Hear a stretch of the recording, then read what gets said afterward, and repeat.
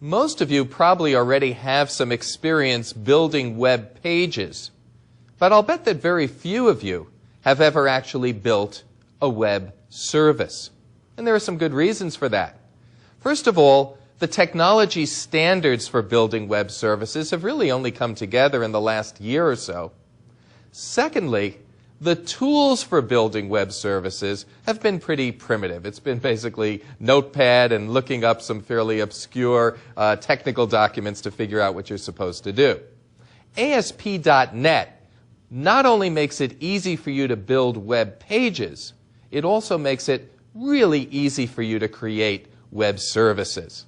So we'll take a look now at the technologies involved in building web services, sort of what's going on behind the scenes, what this is all about conceptually. And that's going to be important to you before you take the next step, which is going to be building web services in VisualStudio.net. So if you were starting from scratch saying, all right, I want to allow software all over the world to be able to communicate with any other software all over the world, what are we going to need to put in place to make that happen? Well, first of all, you need some kind of universal programmatic access. There needs to be some medium, some way that all these different pieces of software can connect with each other. There also needs to be a standard way of representing data. They have to be able to talk to each other in some language that they're all going to understand. Once they've agreed upon the language, they have to agree on what they're going to say. There has to be a standard for the messages that are moving back and forth. People are very good at understanding various loosely structured messages, but machines aren't too good at that. You need a lot of structure in the messages in order to make communication between machines work well. There needs to be, once you have the message format established, there needs to be a standard format for describing individual services. In other words, bundles of messages that are going to go together. Here we're talking about things like data types and responses and return values and, what are you going to give me and what am I going to give you? Another way of describing this would be that you need a standard for creating contracts that these different software services can make with each other so that they have a predictable flow of messages running between them. And then you need some way to discover services. Once you find out, okay, there's a guy out there, he's able to communicate, we've got all the standards, now what is it that he does? Why do I need him? Why do I care? What do I want to find when I'm looking out there? And it's not just a matter of what do I want to find from this particular guy. You want some way to discover who are the guys and gals out there. Who are the machines, the servers that are providing web services? And what kind of services do they provide? So these are the kind of basic problems that the individuals who decided they want to make this happen were faced with solving. And fortunately, many of the standards required to solve these problems already existed in one form or another. For example, Universal Programmatic Access, HTTP. The Internet was already in place when people sort of got the bright idea of trying to develop web services, and HTTP has a request-response standard, travels over TCP/IP networks that's very well suited for serving this purpose of providing universal programmatic access. Just about everybody's hooked up to the Internet. The standard way of representing data, I'm sure you've guessed that one by now, XML.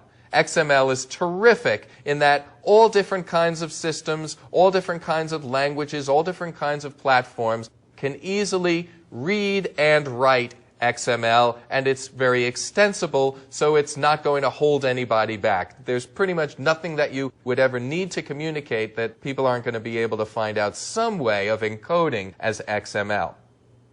The standard message format, SOAP, Simple Object Access Protocol, is something that was developed by Microsoft working in concert with IBM and with a couple of smaller companies, Userland and Developmentor, and this has been submitted as a spec, and everybody's pretty much jumped on board. So SOAP is a particular type of XML, a particular grammar of XML. You might say a particular set of namespaces for XML, particular set of elements and attributes, a hierarchical format for encoding requests and responses, what are often called remote procedure calls in the form of XML. When it comes to service description, WSDL, Web Service Description Language, is where you have sort of the schema information concerning a web service represented, again, in the form of XML. So here's where you can describe the method signature, so to speak. We have these methods, this is what they're called, these are the parameters that we're looking for you to pass in, we're expecting these data types, we're going to give you back this type of response. The contracts are written in Web Services Description Language. And in fact, a while ago, for a short time, this was referred to as a contract description language. In terms of how to discover services on a particular server, this standard DISCO is actually not a universally accepted standard. I mention this here because this is a technology that really, at least right now, is specific to Visual Studio, the tool that we will be working with. So a DISCO file is something that becomes part of your Visual Studio project that allows other Visual Studio projects that know about DISCO or other software out there that has learned about the presence of DISCO to set what is called a web reference. So it's a way of giving you an interface, a standard interface to the WSDL files that provide the individual contracts. So this is something that Microsoft found to be kind of a missing link, and although it hasn't become a standard, it really is very useful in Visual Studio.